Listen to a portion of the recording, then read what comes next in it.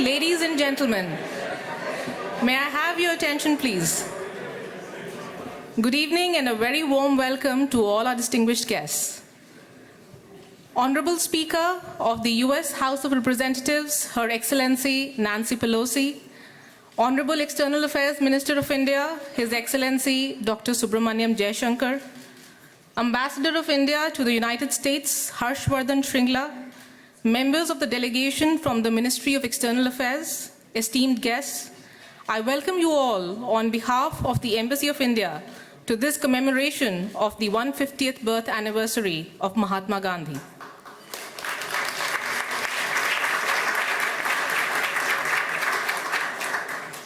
I now invite Ambassador of India to the United States, Harshvardhan Shringla, to kindly come on stage and give welcome remarks.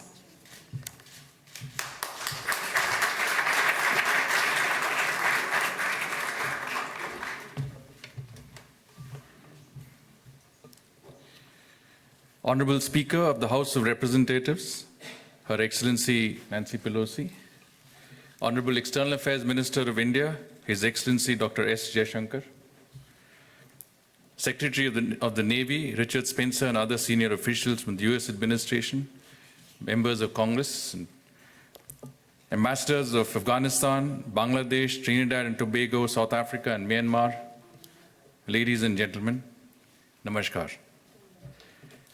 We are gathered here today in the Library of Congress to mark a historic occasion, the commemoration of the 150th birth anniversary of Mahatma Gandhi. Gandhiji, or Bapu, as he was affectionately referred to, was a simple man who not only guided India's freedom struggle, but also inspired movements for civil rights and freedom across the world. He continues to remain a spiritual beacon for humanity. Mahatma Gandhi traveled to London to study law and later to practice as a lawyer in South Africa. He returned to India in 1915 as a leader of India's movement for independence. The racial inequities that he witnessed and experienced abroad and in colonial India firsthand, and his choice of the political weapons of satyagraha, civil disobedience, and non-cooperation to counter them were instrumental in his transformation and that of his country. While Mahatma Gandhi could never travel to America, his work was closely followed in the US. The New York pastor John Haynes Holmes, who founded the American Civil Liberties Union, delivered a sermon titled, "Who is the greatest man in the world?" His answer, Mahatma Gandhi. The Chicago-based magazine, The Christian Century, repeatedly proposed Mahatma Gandhi's name for the Nobel Peace Prize.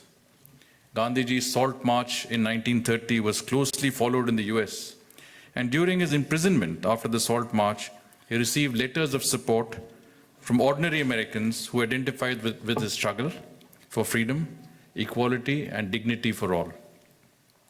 The Time magazine chose him as Man of the Year as early as in 1930.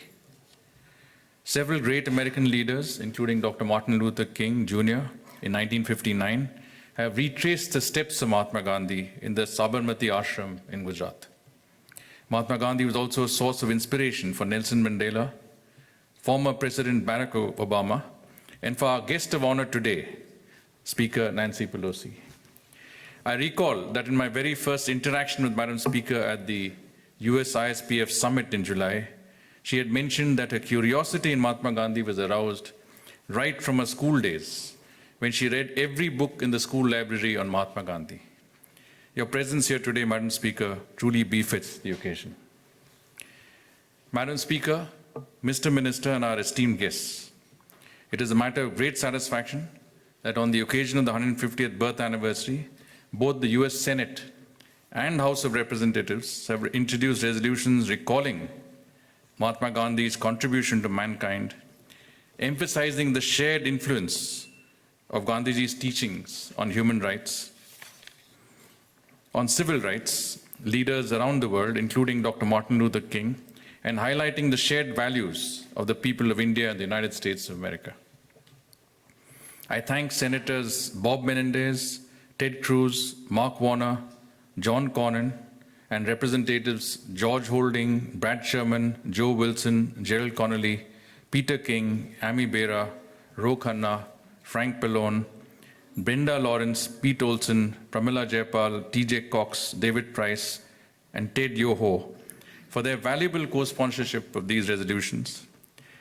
Congresswoman Carolyn Maloney has also introduced a resolution for the award of a Congressional Gold Medal to honor Mahatma Gandhi.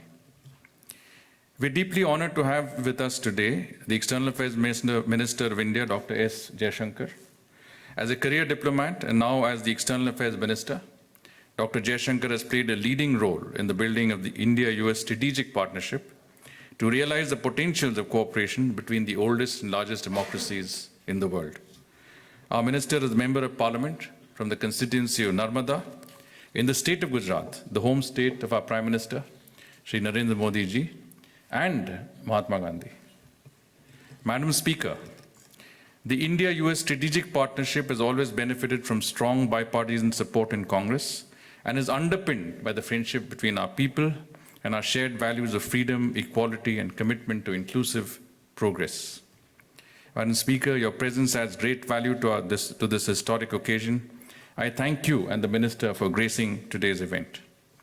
I thank the US-India Strategic Partnership Forum and the Mahindra Group, which is celebrating its 75th anniversary. Today, this is the day on which they are celebrating the anniversary, for supporting this event. I would also like to acknowledge the fulsome support received from the Asia Division of the Library of Congress for organizing an exhibition on Mahatma Gandhi earlier in the day today. I thank all of our guests for joining us on this memorable occasion. I would like to leave you with an idea proposed by Prime Minister Narendra Modi in his op-ed in the New York Times today, which he calls the Einstein Challenge, inviting thinkers, entrepreneurs, and tech leaders to be at the forefront of spreading Gandhiji's ideas through innovation. I hope that we will all rise to meet this noble challenge. Thank you.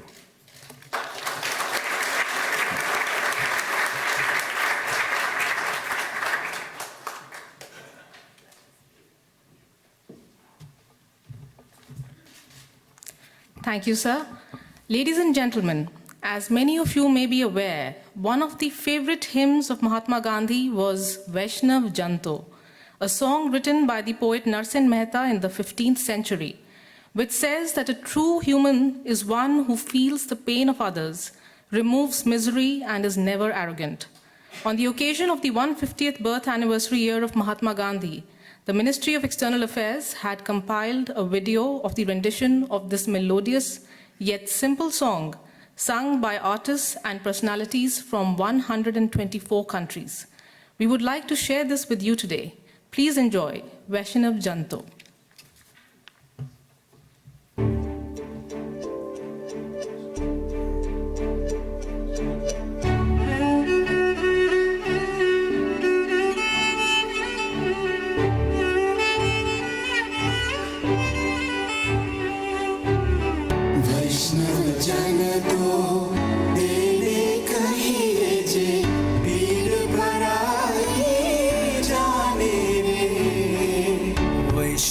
जन तो तेने कहिए जे पीड़ पर आए जाने रे वैष्णव जन तो तेने कहिए जे पीड़ पर आए जाने रे पर दुखे उपकार करे तोए मन अभिमान नाने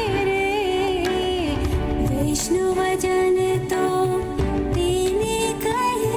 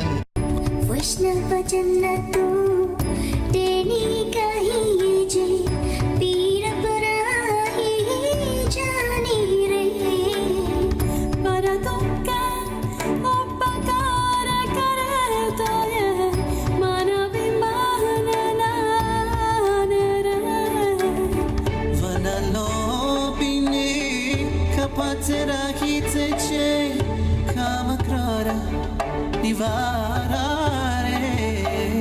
भाणे नरसायो ठेनो दर्शन करता खुड़ाई को तेरे थार्या रे Vaishnu vachan to tene kahiye je pir paraye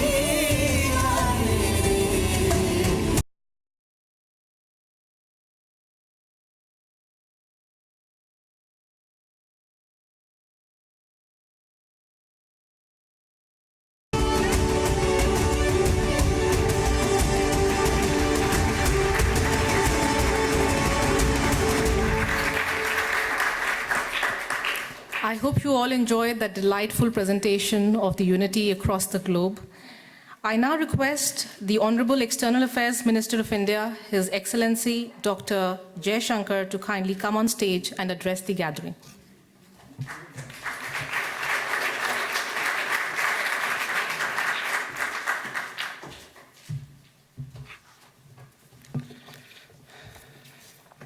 Well, what can I say after a film like that?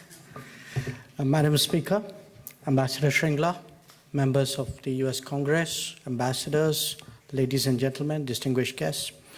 It's really a great privilege today to join you all this evening at the commemorative event to mark the 150th birth anniversary of Mahatma Gandhi. It is even more a particular honor to have among us Speaker Nancy Pelosi, a political figure who embodies the strength of convictions that is so relevant to the event today. Last week, Prime Minister Narendra Modi asked at an event at the United Nations what it would have been like had Mahatma Gandhi been born in a free country. We could perhaps take that even further and ask ourselves what he would advocate today if he was amongst us. The answer obviously is not a simple one, because Gandhiji's outlook and thoughts spanned a very broad spectrum of human activity. But to the extent we can define it within sharper boundaries, they probably are best captured by the 17 Sustainable Development Goals that the world seeks to achieve today.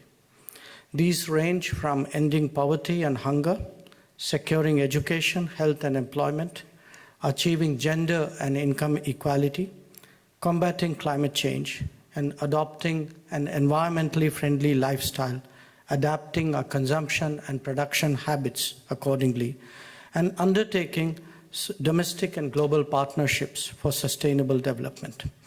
In fact, each of these themes is reflected in Gandhiji's writings, advocacy, and example. He was truly a figure ahead of his times, and the relevance of his teachings have only grown in the modern era. Madam Speaker, dear friends, you're all aware of the enormous changes underway in India. If the government of Prime Minister Narendra Modi got such a resounding mandate from the people at the 2019 elections, it is in large part due to the effective delivery on the ground of socio-economic services and benefits that are very much in consonance with this approach. Indeed, the national campaigns of the Modi government capture the essence of the SDGs fully, whether it is Swachh Bharat, Clean India, Beti Padhao, Beti Bachao, which is educate and empower your daughter, Ayushman Bharat, which is healthy India, Jan Dhan Yojana, which is financial inclusion, Namami Gange, the cleaning of rivers, smart cities, digital India, skill India, and startup India. They are supported by ambitious initiatives to provide rural housing as well as universal access to electricity, cooking gas, and water. Let me share with you today a sense of the scale of this change. Since 2014, 99 million toilets have been built, covering virtually the entire population.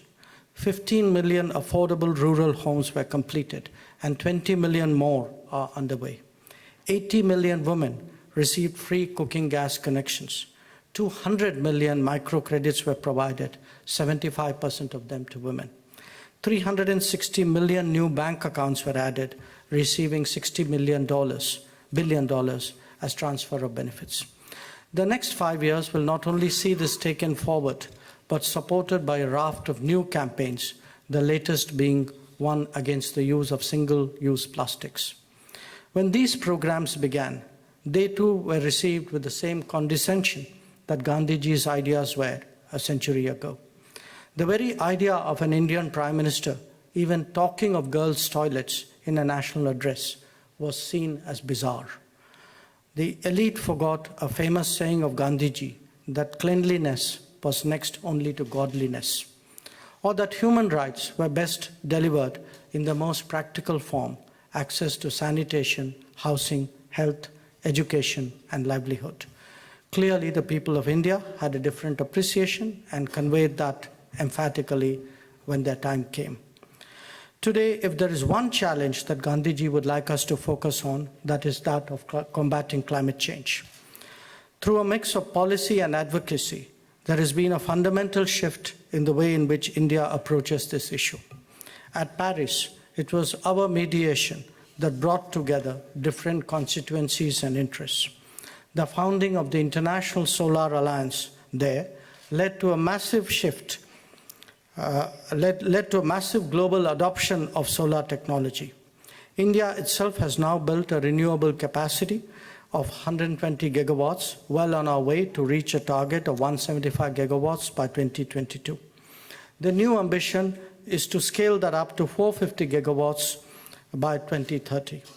But as you all know, the fight against climate change is much larger than just renewable energy and greater energy efficiency. It involves a virtual overhaul of our lifestyle, whether it be in smarter cities, mass transportation, sustainable agriculture, or water usage. These are today integral elements of the government's larger strategy to combat climate change. Madam Speaker, we are all aware that on a similar set of priorities in the United States, you have shown commendable leadership. Your commitment towards clean governance and green development is widely recognized. Your presence here today underlines the impact that the life and message of Mahatma Gandhi has had on your own endeavors from your early youth. You have rightly highlighted in the past the influence that Mahatma Gandhi had on Martin Luther King, the iconic civil rights leader. It is this underlining of our shared values that demonstrates why the Indian-American community serves as such an effective bridge between us. So once again, let me thank Ambassador Shringla and the Indian Embassy and all those who have sponsored and supported this event for this great initiative. This event has surely contributed to greater awareness of both Mahatma Gandhi and the contemporary challenges that his ideas can help us address. Thank you very much.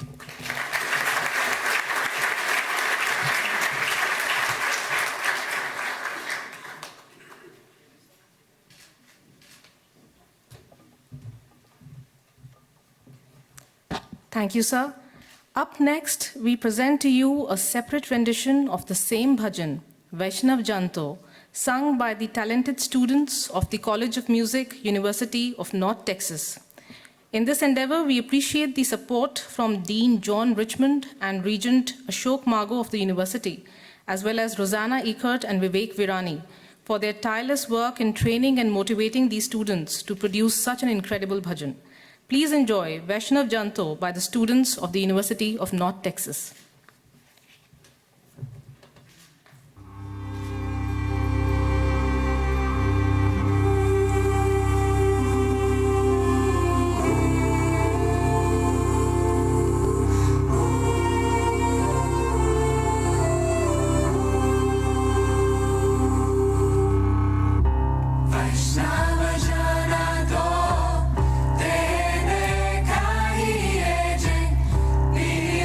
Para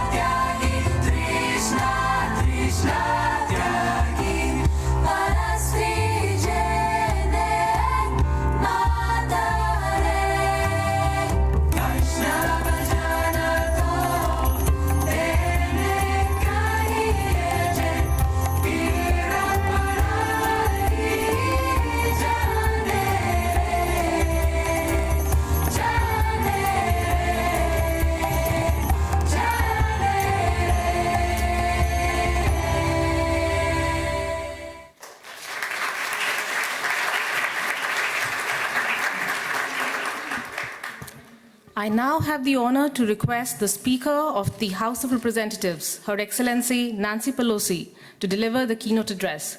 Please welcome Madam Speaker.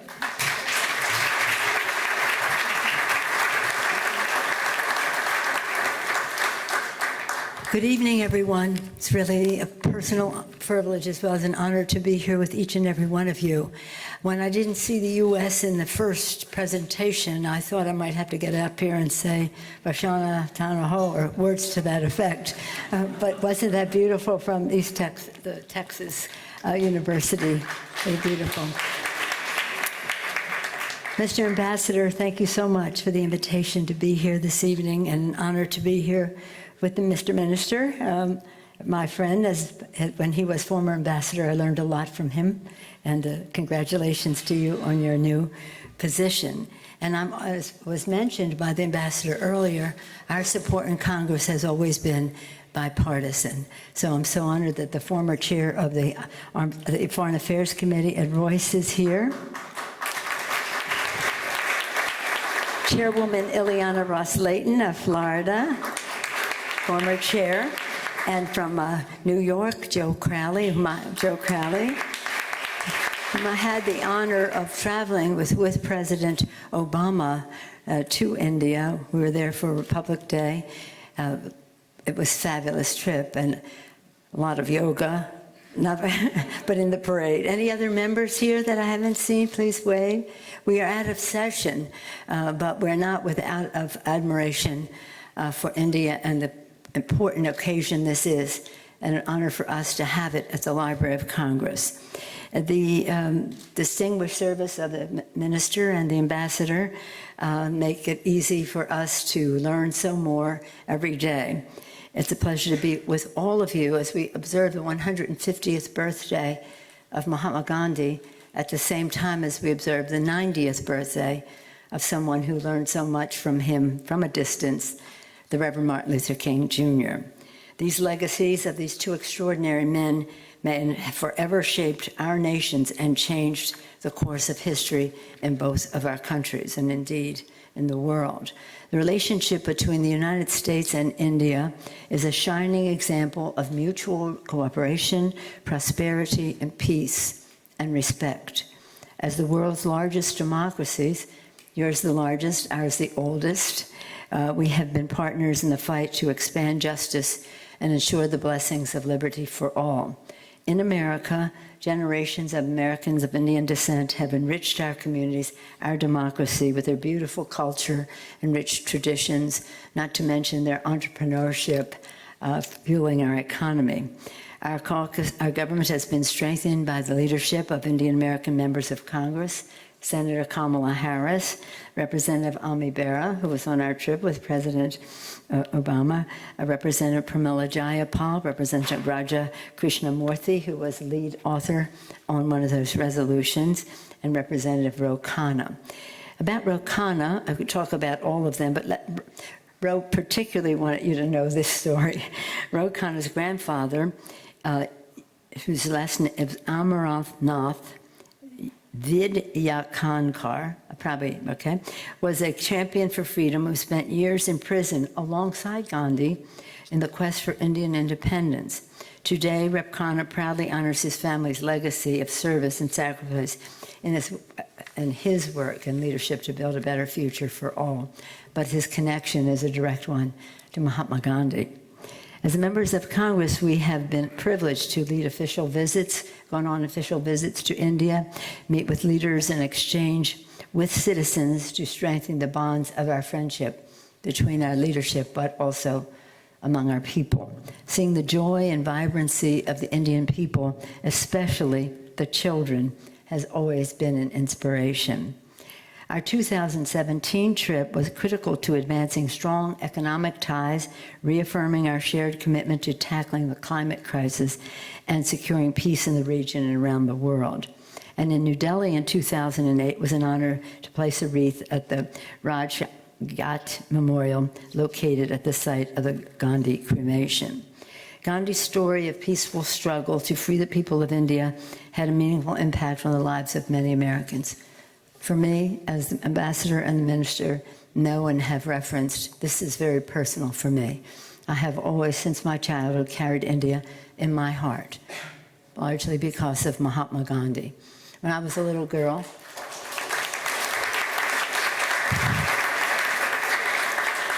this is a very dignified occasion, but I'll tell you about it when I was a little girl. I went into school one day and I had on a hat, and one of the big tall nuns, I was a little girl, said, "Who do you think you are, Mahatma Gandhi, with that hat?" Well, I didn't know who Mahatma Gandhi was, but I wasn't going to let on to her that I did not know. So I immediately went to the library after school, and at that time, even that was like in the 50s, the library had books on Mahatma Gandhi for children already had books for children on Mahatma Gandhi. So that's when I started absorbing everything I could, and more, shall we say, bigger books, smaller print as I got older. And people would always say, "We always know you'll have every book out of the library on Gandhi." Such an inspiration. But it is around that same time, Martin Luther King, whose birthday we celebrate, 90th today, and Coretta Scott visited India, and how much we draw upon India and who we are. As you probably know, and I say it again, probably mispronouncing, satyagraha, that word has two meanings in Sanskrit: nonviolence and insistence on the truth. And isn't that exactly what Gandhi took from India? Nonviolent, insisting on the truth, learning from the experience and the depth, the strength of that message. Not just the example, the strength of that message of Mahatma Gandhi. And of course, it made all the difference in the world, in our country. So that is a debt that we owe to India for that inspiration, more than an inspiration, that strength of message to make a difference in our own country. Though he knew it would mean sacrifice and struggle, Dr. King would insist on the truth in the heart of our nation, that we're all created equal, and that to do so, insisting on the truth nonviolently. Dr. King insisted on the truth at lunch counters, marches, and like Gandhi, from jailhouse cells. He insisted on the truth of his dream of equality and opportunity for all, regardless of race, gender, or creed. As we face the great injustices of war, inequality, oppression, and tyranny, we all have an obligation to continue to answer Dr. King and Gandhi's insistence on the truth, nonviolently, with action. We are called to act to give voice to millions of refugees fleeing violence and natural disaster, and ensure that we honor the dignity and worth of every person, man, woman, and child. I'm especially grateful, as I have expressed to Prime Ministers, Prime Minister Modi as well, Mr.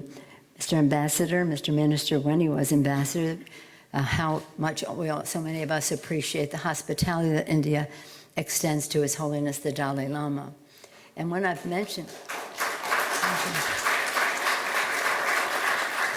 when we mention that to the Prime Minister and the previous Prime Minister, they've always said, "No need to thank us, that's who we are." That beautiful, beautiful respect for the dignity and worth of every person. The minister and the ambassador, the minister especially, talked about the climate crisis and the commitment that the Prime Minister Modi has to that. And I was there in Paris and saw that agreement come together. And you will agree, Mr. Minister, it wasn't easy. It wasn't easy, but it was done. And when the Prime Minister came to Congress for joint session of Congress, the ambassador was there when we met with him, the leadership met with him before the speech. And I mentioned about climate crisis and that, and thank you for your leadership.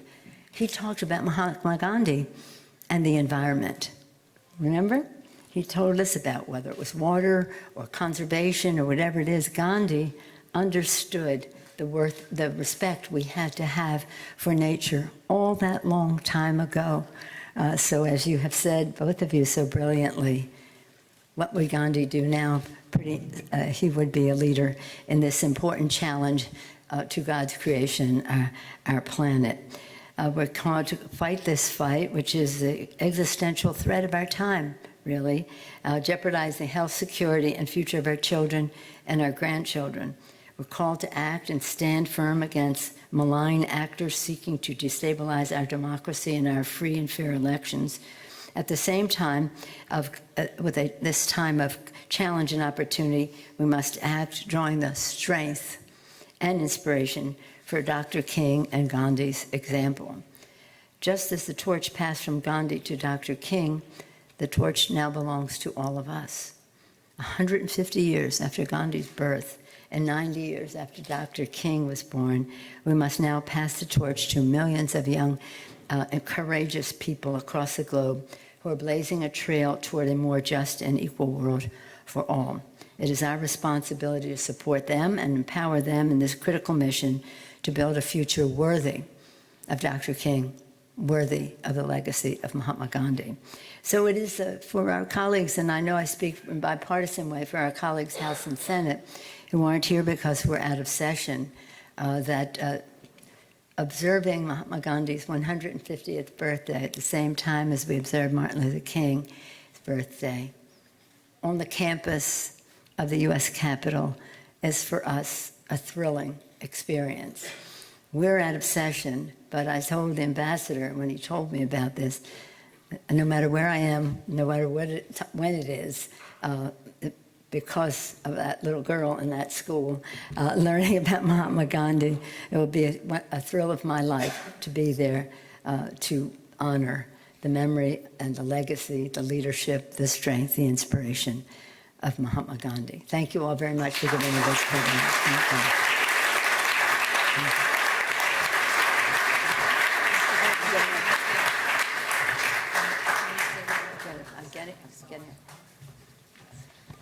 Thank you, Madam Speaker, and a very special thank you to you for taking out the time, despite Congress not being in session as of now. So a very special thank you. A big round of applause for Speaker Nancy Pelosi.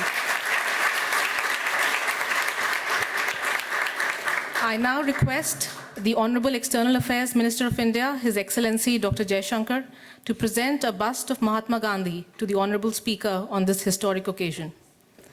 And may I also request Ambassador Harsh Shringla to also come on stage. Thank you so much. Madam, let me come on that side so that you're at the center. Okay. Where we go? Is that blocking us? That's blocked. This side. Yes, here you are. So I hope. Oh, Keep this my in your goodness.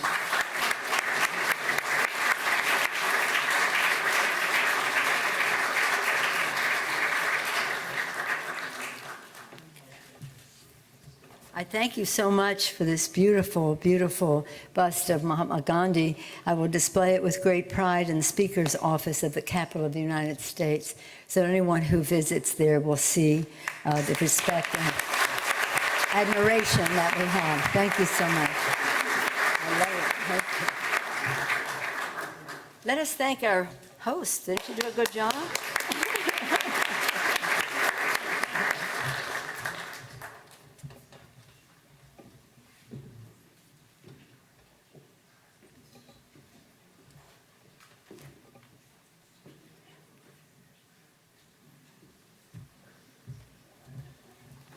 Thank you, sir. Thank you, Madam Speaker. This concludes the formal proceedings. I now invite you to continue this conversation on the ideas and legacy of Mahatma Gandhi over some delicious Indian vegetarian food to the accompaniment of live music. May I introduce to you our musicians. On the sitar, we shall have acclaimed artist, Mr. Sambarth Rakshit, and playing on the tabla would be a renowned talent, Mr. Tejas Tope. Thank you all once again for joining us today, and have a wonderful evening. Thank you.